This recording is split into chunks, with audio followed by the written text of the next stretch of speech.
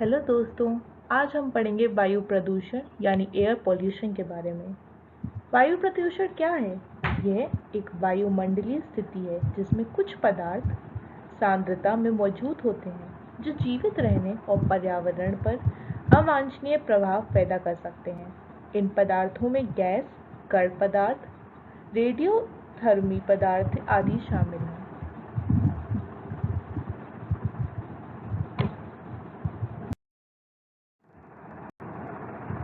जब से मानव ने आग का प्रयोग प्रारंभ किया, तभी से प्रदूषण का प्रारंभ हो गया।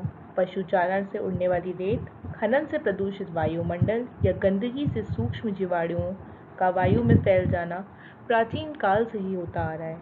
किंतु तब तक ये समस्या नहीं थी क्योंकि जनसंख्या सीमित थी, आवश्यकताएं कम थीं, ईंधन का उपयोग बहुत कम किया जाता था, प्राकृतिक वनों का पर्याप्त विस्तार था, जिसके कारण प्रदूषित पदार्थ पर्यावरण से अपने आप ही नष्ट हो जाते थे।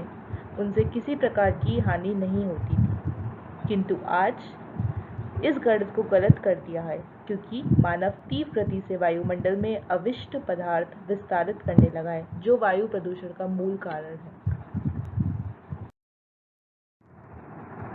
वायु प्रदूषण के कई प्रकार के स्रोत होते हैं, यानी कारण।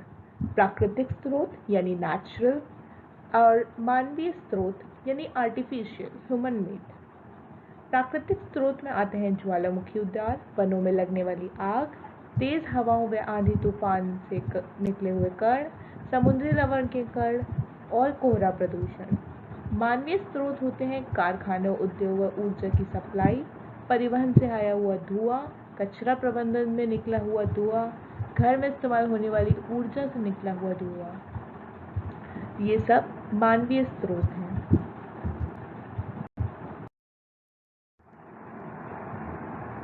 वायु प्रदूषण के प्रभाव। जहाँ पर वायु को प्रदूषित करने वाले प्रदूषक ज़्यादा हो जाते हैं, वहाँ पर आँखों में जलन, छाती में जकड़न और खांसी आना एक आम बात है।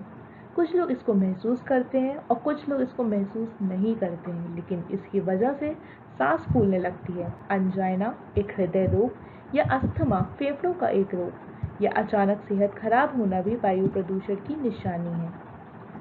कुछ लोग बहुत ही नाजुक होते हैं जिनके ऊपर वायु प्रदूषण का प्रभाव बहुत तेज और जल्दी हो जाता है, और कुछ लोगों पर अधिक देर से होता है।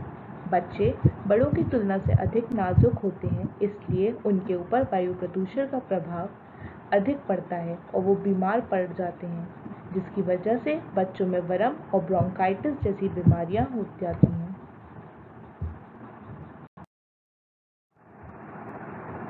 आइए जानते हैं कि वायु प्रदूषण से कैसे बचें।